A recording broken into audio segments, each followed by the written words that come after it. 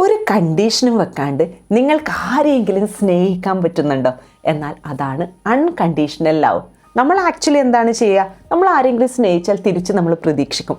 ആർക്കെങ്കിലും ഒരു സഹായം ചെയ്താൽ നമ്മൾ ഉറപ്പായും പ്രതീക്ഷിക്കും. നമ്മൾ എല്ലാത്തിനും ഒരു എക്സ്പെക്റ്റേഷൻ വെക്കും റിലേഷൻഷിപ്പിൽ. നിങ്ങൾ അൺകണ്ടീഷണൽ ലവ് നിങ്ങളുടെ ലൈഫിൽ പ്രാക്ടീസ് ചെയ്ത് നോക്കും. നിങ്ങളുടെ ലൈഫിലെ ഒട്ടുമിക്ക പ്രശ്നങ്ങളും അതോടുകൂടി അവസാനിക്കും. ഞാൻ Ambika Ajesh, certified happiness coach and mind power trainer. എൻ്റെ ഈ വീഡിയോ നിങ്ങൾ സബ്സ്ക്രൈബ് ചെയ്യാണ്ടാണ് കാണുന്നതെങ്കിൽ ജസ്റ്റ് ഒന്ന് സബ്സ്ക്രൈബ് ചെയ്ത് എന്നെ ഒന്ന് സപ്പോർട്ട് ചെയ്യൂ. നമ്മൾ ഒരാളെ സ്നേഹിക്കുമ്പോഴാണ് പലപ്പോഴും നമ്മൾ വേദനിക്കുന്നത്. എന്തുകൊണ്ടെന്നറിയാമോ? നമ്മൾ സ്നേഹിച്ചത് കൊണ്ടല്ല, അവരിൽ നിന്ന് തിരിച്ച് നമ്മൾ എന്തെങ്കിലും പ്രതീക്ഷിക്കുന്നത് കൊണ്ടാണ്. ഞാൻ ഇത്രയും നിന്നെ സ്നേഹിച്ചില്ലേ, അപ്പോൾ എന്നെയും സ്നേഹിക്കണം. ഞാൻ അവർക്ക് വേണ്ടി പണ്ട് അത്രയും ചെയ്തു, അപ്പോൾ അവർ എനിക്ക് വേണ്ടിയും ചെയ്യണം. ഞാൻ അവരെ സഹായിച്ചു, അപ്പോൾ അവർ എന്നെ ഉറപ്പായും സഹായിക്കണം. ഇങ്ങനെ സ്നേഹത്തിനൊപ്പം പ്രതീക്ഷയും ചേർന്നാൽ പ്രതീക്ഷ നിറവേറ്റപ്പെടാത്ത നിമിഷം സ്നേഹം വേദനയായി മാറും. ആക്ച്വലി എന്താണ് ഈ അൺകണ്ടീഷണൽ ലവ്?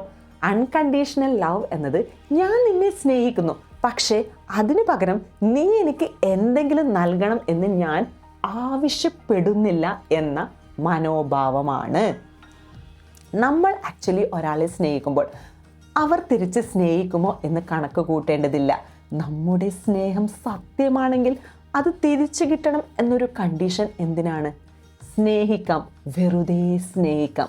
ഒരു സിമ്പിൾ എക്സാമ്പിൾ, നമ്മളിങ്ങനെ റോഡിലൂടെ നടന്നു പോകുമ്പോൾ ഒരു ബ്യൂട്ടിഫുൾ ഒരു പൂ അവിടെ ഉണ്ട്.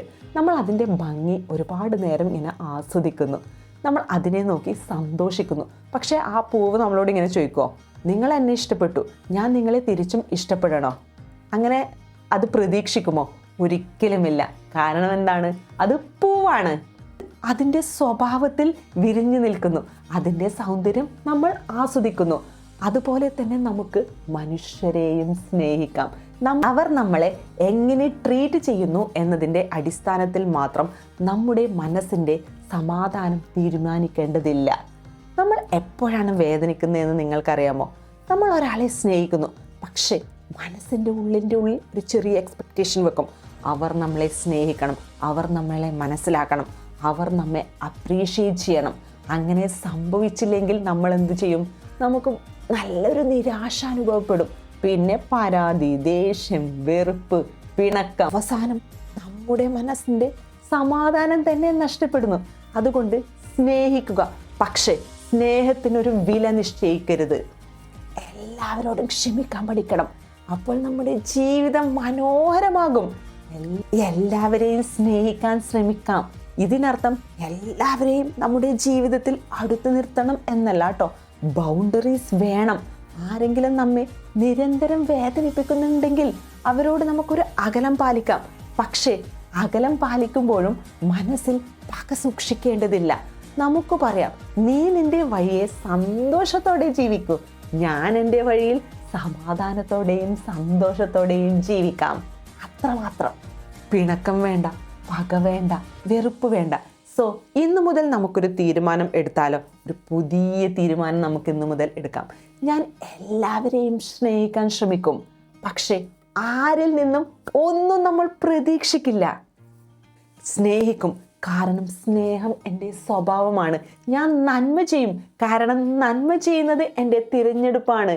ക്ഷമിക്കും, കാരണം എൻ്റെ മനസ്സിൻ്റെ സമാധാനമാണ് ഏറ്റവും ഇന്നു മുതൽ ആരെയും വാക്കുകൊണ്ടോ പ്രവൃത്തി കൊണ്ടോ നോട്ടം കൊണ്ടോ വേദനിപ്പിക്കാതിരിക്കാൻ ശ്രമിക്കാം. മറ്റുള്ളവർ എനിക്ക് എന്ത് നൽകുന്നു എന്നതിനേക്കാൾ ഞാൻ ഈ ലോകത്തിന് എന്ത് നൽകുന്നു എന്നതാണ് ഏറ്റവും പ്രധാനം. ഒടുവിൽ ഒരു കാര്യം, സ്നേഹത്തിന് കണ്ടീഷൻ വെച്ചാൽ അതൊരു ഇടപാടായി മാറും. പ്രതീക്ഷകളില്ലാണ്ട് സ്നേഹിച്ചാൽ ഒരു സ്വാതന്ത്ര്യമായി മാറും. നിങ്ങൾ സ്നേഹിക്കുക, പകരം എന്ത് തിരിച്ചു കിട്ടും എന്ന് ചോദിക്കരുത്. നിങ്ങൾ നന്മ ചെയ്യുക, തിരിച്ച് എന്ത് കിട്ടും എന്ന് കണക്ക് കൂട്ടരുത്. സോ ഇന്ന് മുതൽ ഒരു തീരുമാനം എടുക്കാം. ഞാൻ സ്നേഹിക്കും, ഒരു പ്രതീക്ഷയും വെക്കാതെ. ഞാൻ ക്ഷമിക്കും, മനസ്സിൽ പിണക്കം സൂക്ഷിക്കാതെ. ഞാൻ നന്മ ചെയ്യും, പകരം ഒന്നും ചോദിക്കാതെ. അതാണ് അൺകണ്ടീഷണൽ ലവ്.